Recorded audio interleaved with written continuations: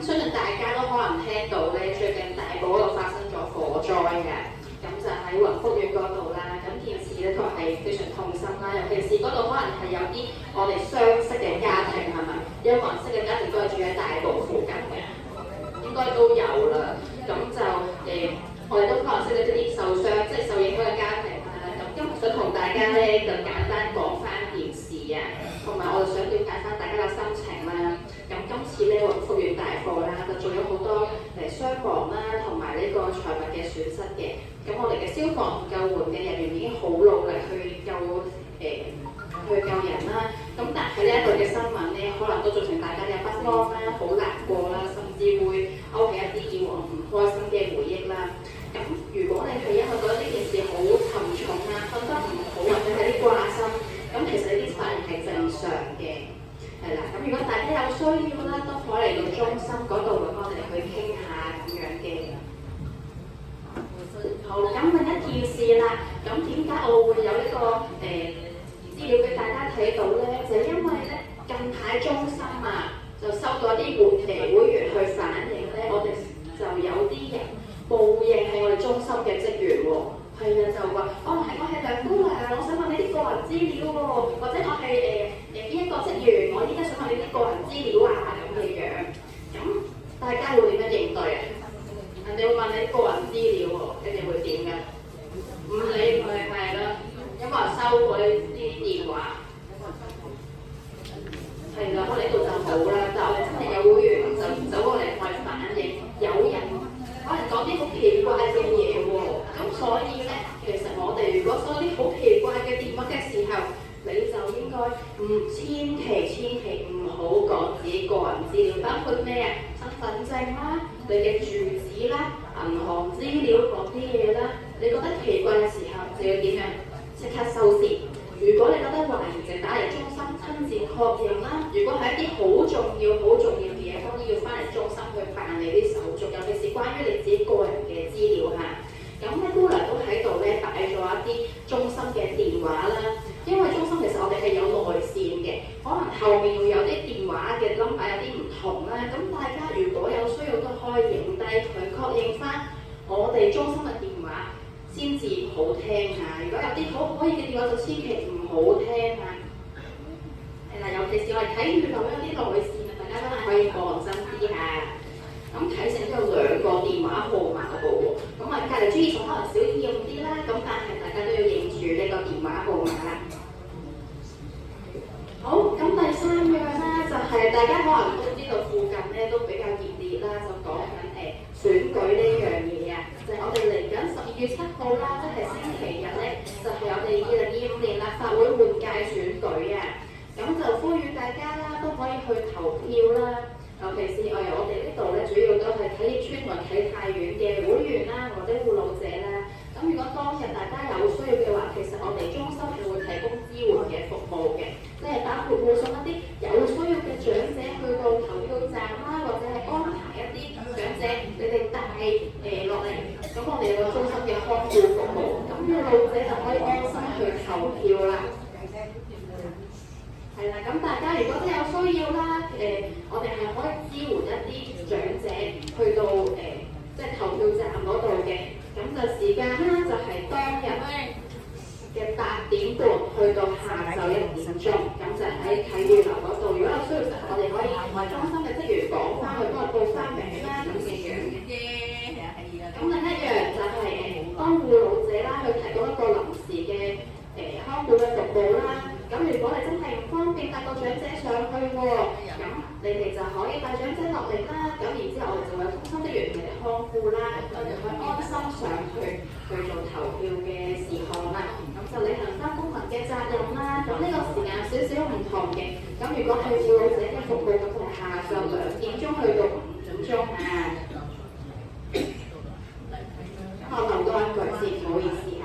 咁咧，我哋陣間11點半咧都會有一個咧，就關於選舉嘅講座啦，就可能教翻大家點樣去投票啊，我哋注意事項咁樣嘅。咁就呼籲大家啦，可以留翻聽下個講座啦，就係11點半嘅轉頭。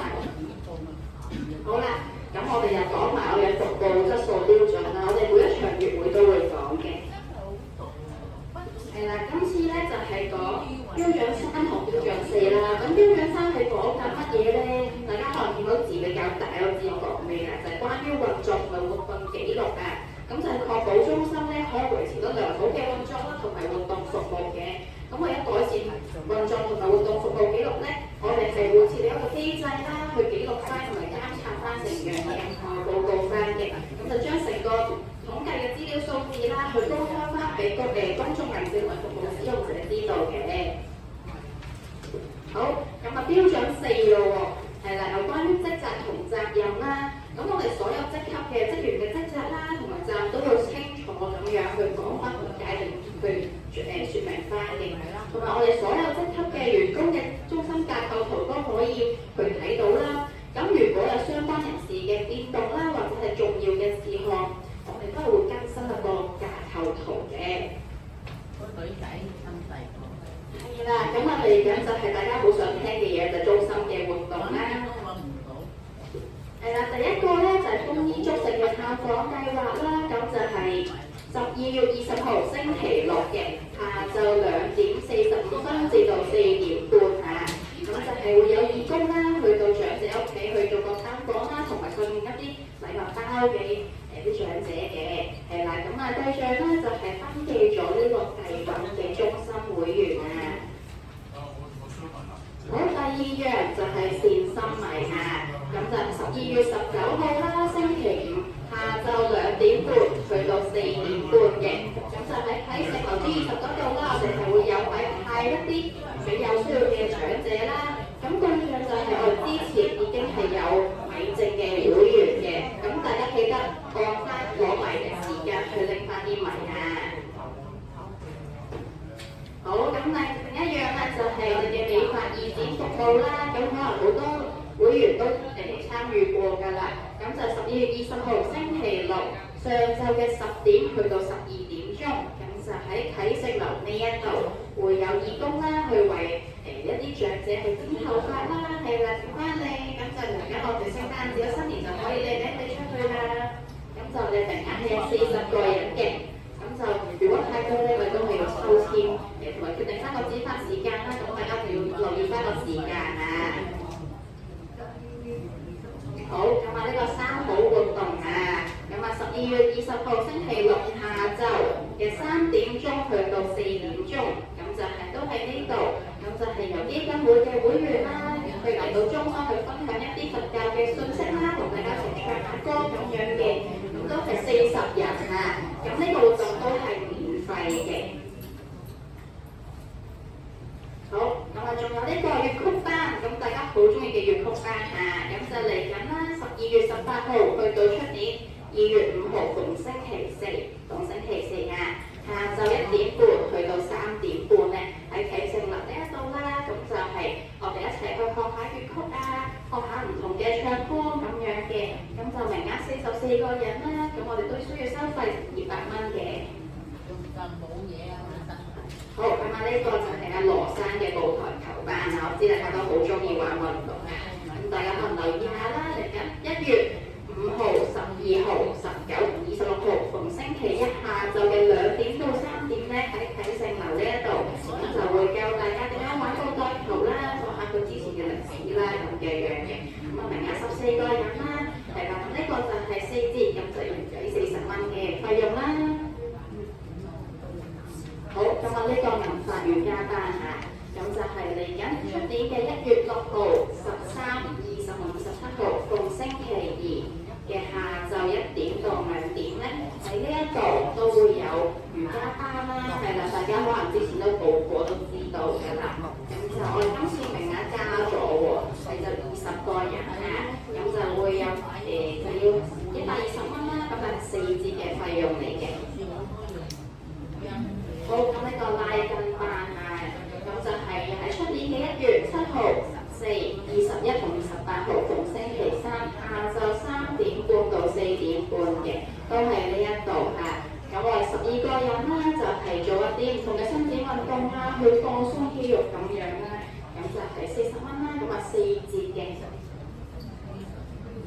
好，咁呢個樂齡科技運動班嚇，咁大家可能都有機會玩過，就對住部電視機喺喐下咁嘅樣啦。咁我臂啦，去舒展下啲筋骨啊，去提升翻個手腳協調咁樣嘅。咁呢個就係 G20大家留意翻係 G20嗰度喺隔離嗰間房仔嗰度嚇。咁就係1月8號、15、22同29號逢星期四嘅下晝2點去到3點鐘嘅。咁就我哋名額就10個人啦，咁都係收翻40蚊，咁啊4折咁樣嘅。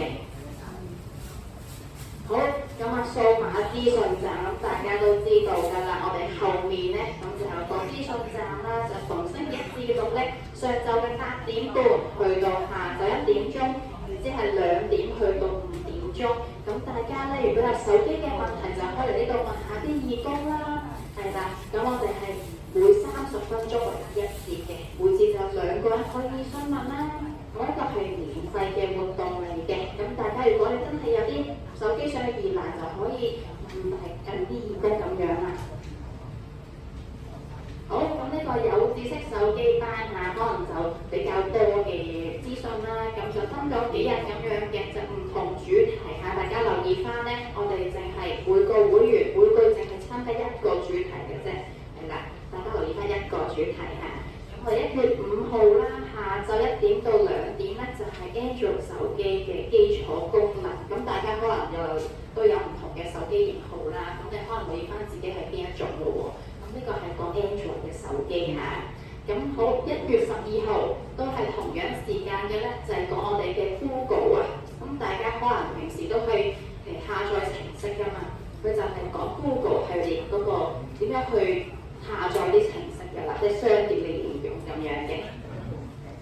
好，咁啊19號咯喎，呢個大家都要留意翻，都比較重要嘅。我哋嘅主題就係長者防騙錦囊啊，係啦。咁你都知一篇圖咁多手法係咪？咁大家都要學翻幾招防下身㗎嘛。咁呢度都好嘅，可以教下大家點樣可以防騙咁樣啦。咁啊，去到1月26號咯喎，咁啊同樣時間，今次係講一個手機電子支付啊。平時大家咧可能用開實體卡啦，咁但係實際上咧，我哋依家手機都可以俾到錢嘅喎。我哋有學校點樣可以用手機支付，然之後佢用八通俾錢咯喎。係啦，咁呢個名額就32個人啦，每班8個人嘅。咁頭先我都講過啦，大家記得咯喎，每個會員淨係可以參加1個主題好，咁呢個咧就係獨居長者互助聚會啦，咁就係林生負責嘅，就係12月22號啦，上晝9點半到10點半嘅，咁就係俾一啲獨居嘅長者會員啦，主要係加強翻大家嘅社交啦，同埋大家嘅生活智慧咁樣嘅。咁我哋名額就50個人啦。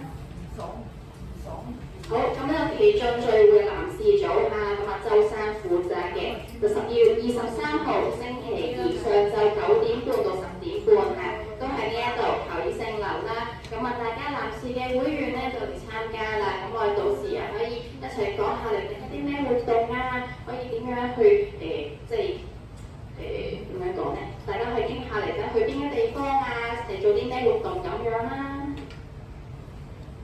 好，咁呢個咧就係林生負責嘅活動咧，就係一個義工探訪嚟嘅。咁今次聖約瑟英文小學嘅義工探訪啦，係啦，咁就係12月16號星期二下晝嘅3點鐘去到4點鐘咁咧我哋係聖約瑟英文小學嘅小學生啦，就會嚟到中心一齊同我哋一齊學搞活動啦。咁就啲表演遊戲咁樣，咁就希望為一啲獨居嘅長者帶嚟一啲歡樂咁樣啦。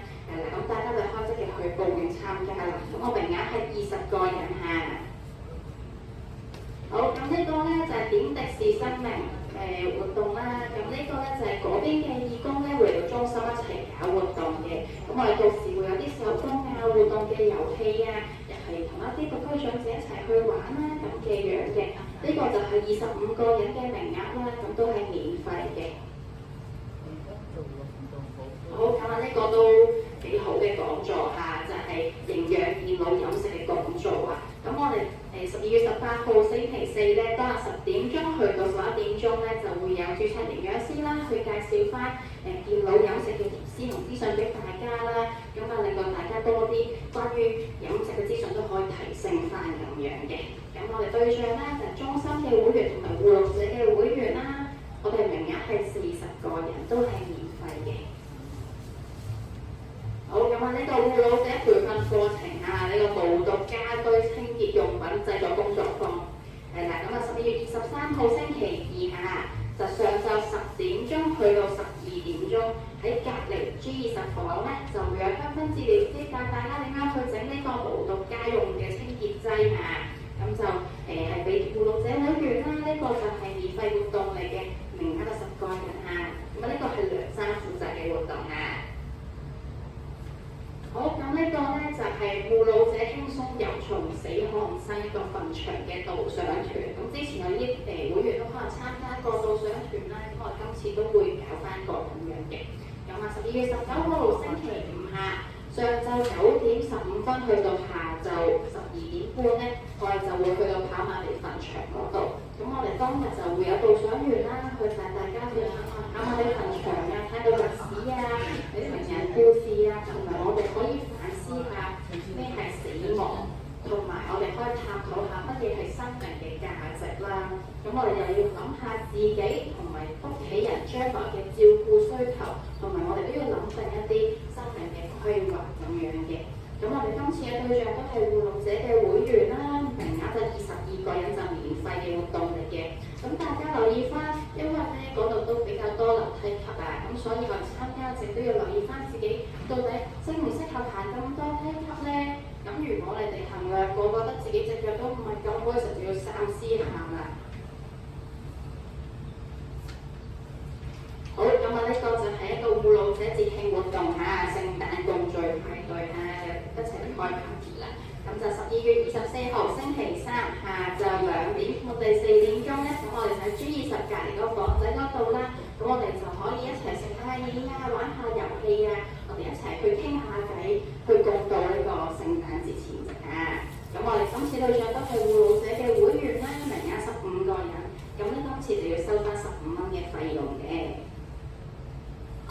好，今次呢個就係我嘅活動啦。咁大家見到個名好似好得意，點解叫做敘事治療小組咧？咁大家可能以往都未經歷過、未試過啦。咁今次呢個活動咧，主要都係俾有需要護老者優先嘅。咁其實都係俾護老者嘅會員啦。咁最主要就係我哋中間都要傾下偈啊，啲活動啊，去將你哋本身平時壓抑嘅壓力啦，可以講翻出嚟，咁去幫助到同路人嘅。咁名額12個人啦，都係免費嘅活動嚟嘅。係啦，今次呢個就係中心事務委員會嚇。咁嚟緊咧12月10號星期三上晝10點半到11點半咧，喺隔離 G20室嗰度，我哋又會傾下大小嘅事務啦、社區資源咁樣啦。咁我哋對象就係中心事務委員會嘅委員啊。好，啟思小組係啦，咁就12月5號星期五下晝2點半到3點半咧，我哋都係 G20室隔離嗰度會傾翻小組嘅事務啊，傾下嚟緊啲小食嘅活動咁嘅樣嘅。咁我對象都係啟思嘅成員啊，大家留意翻。好，今次就係生日會義工隊。係啦，嚟緊咧，我哋1月9號星期五上晝8點45分到12點鐘咧，咁喺啟盛樓嗰度就會傾下嚟緊生日會點樣佈置啊，預備禮物物資咁樣嘅。對象就係中心嘅義工啦，名額11個人嘅。係啦，咁大家留意翻啦，義工們。義工有冇粉絲啊？係啦，跟住呢個數碼義工會議啊。咁就12月29號星期一上晝10點到11點鐘喺啟盛樓呢一度咧，就會同義工講解翻有知識嘅計劃啦，同埋智方便登記入邊嘅功能點樣用嘅。呢個活動就周生負責嘅，咁我哋對象就係數碼義工啊，留意翻數碼義工，咁就名額13個人啦。好，呢個鄰里守護計劃，大家有冇聽過啊？係啦，有啊。咁今次呢個係嘉許禮嚟嘅，就係12月23號星期二上晝11點到2點鐘喺呢一度咧，我哋就係為咗多謝一啲鄰里守護嘅義工啦，所以肯定佢哋嘅付出而舉辦嘅嘉許禮嘅。咁我對象就係鄰里守護嘅義工嚇，當日就係16個人嘅名額嚟嘅。係林生負責嘅，咁就係12月11號星期四上晝9點半到10點半咧，我哋又傾翻嚟緊探訪嘅事啦，對象就係伴你同行嘅義工嘅。好，呢個鄰里守護計劃啦，又嚟招募新會員啦，大家要踴躍下啦。咁12月起啦，咁我哋都會有啲定期嘅分享會同培訓嘅。咁主要咧，其實都係睇下社區場事啊，睇下中心市民睇下我哋社區上有冇啲有需要嘅長者啦，咁啊可以轉介翻俾中心嘅職員去跟進翻，令到我多啲長者可以得到啲適當嘅支援咁樣嘅。咁大家留意下啦。如果你都覺得自己性格係好主動啊，好善於同人哋溝通啊，社交能力好強，甚至乎好熟悉社區嘅話咧，都歡迎你哋可以踴躍啲去報名成為義工啦，咁就幫助到更加多嘅人啦。咁我哋名額係1個人嘅。咁而家我哋做緊嘅鄰里守護義工就唔需要再報名嘅啦，我哋今次係招募新嘅義工啊。好，數碼義工都招募新會員啊，係啊，咁12月起啦，我哋定期都會有啲數碼義工嘅會議嘅，咁主要都係喺體育流中心嗰邊嘅電腦嗰度當值啦，去協助一啲會員去用電腦咁樣嘅。如果你都覺得自己性格比較主動啦，好善於同人哋溝通啊，同埋你好有責任感嘅，我都歡迎你哋嚟去到報名啦。咁我哋係希望都招募到2至3個人嚟到去做翻個新嘅義工咁樣嘅。咁同樣地，而家本身嘅綜藝就唔需要再報名㗎啦。好，咁逢星期六咧，你都知其實中心嘅職員比較少啦，我哋都好希望多啲義工可以幫助到我哋中心嘅。咁都首先好感謝佢哋啦。咁但係嚟緊咧，我哋都好希望可以招募到新嘅會員嚇。咁12月起啦，我哋都希望都招募到新嘅會員咧，喺逢星期六我哋辦公時間分段去當值嘅。咁就係即係望下啲會員、非會員嘅出入啊，甚至乎維持到佢哋秩序咁樣嘅。咁如果你都係覺得自己性格好主動，同人哋好易溝通到，可以好有責任感去工作嘅話，都歡迎你哋可以嚟中心擔任義工啦。咁就我哋名額都係2至3個位嘅。咁就係同樣地，而家逢星期六已經當值緊嘅義工就唔需要再報名㗎啦。我哋都係招募新嘅義工嘅。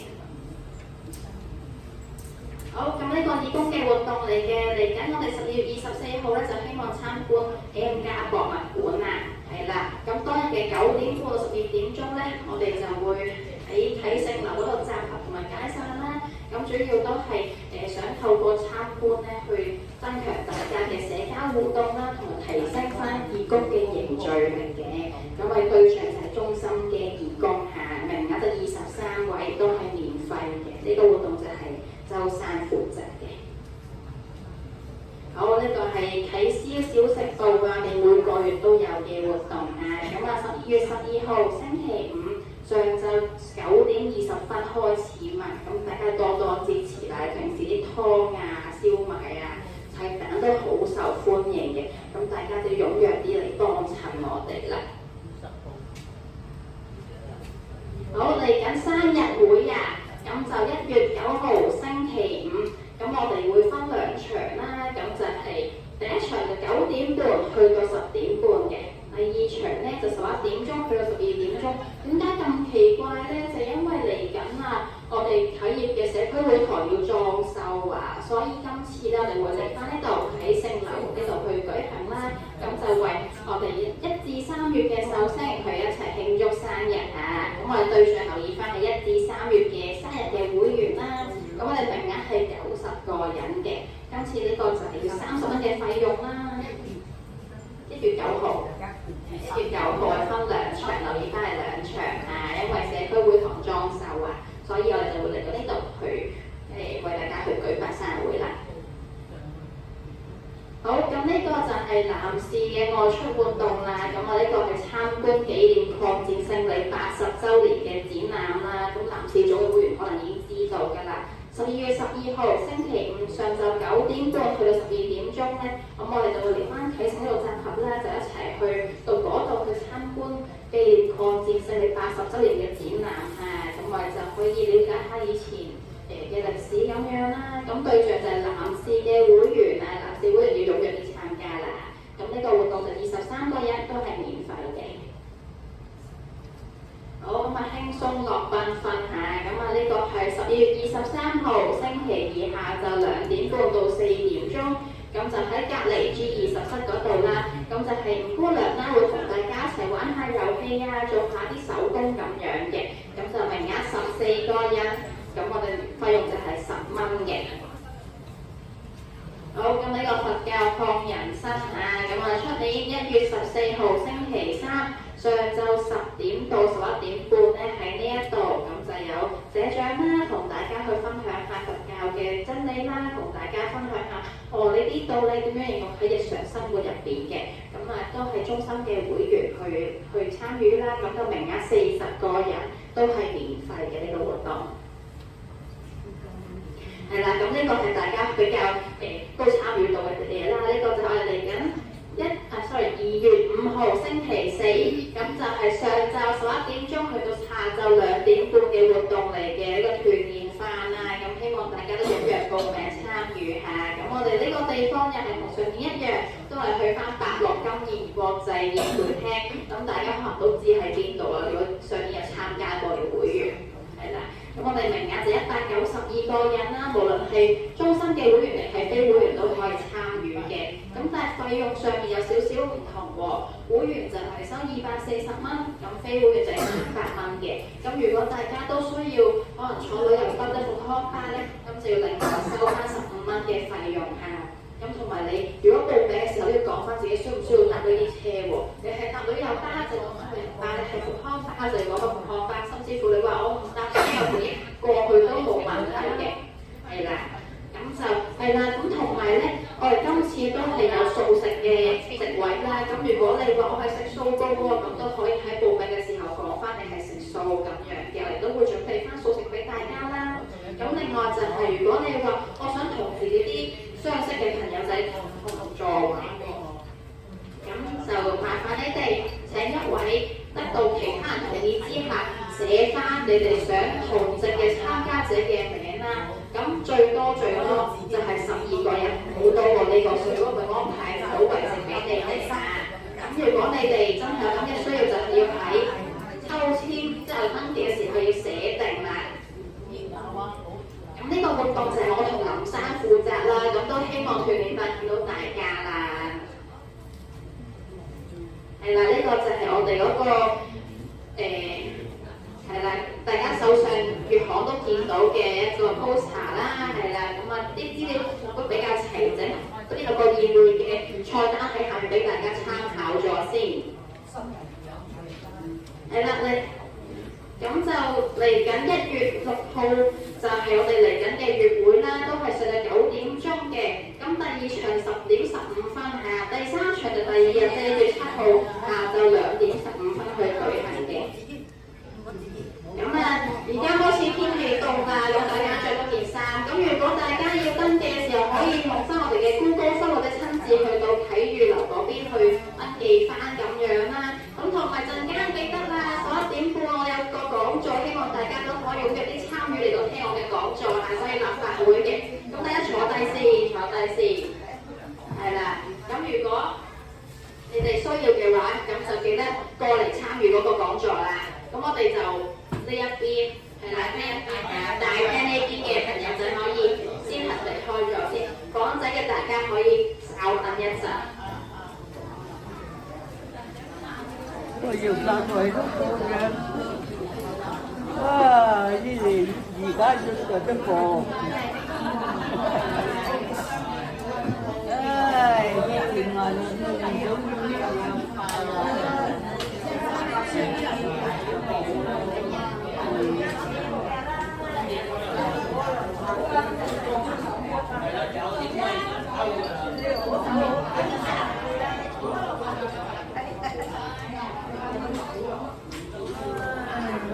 又鬥人。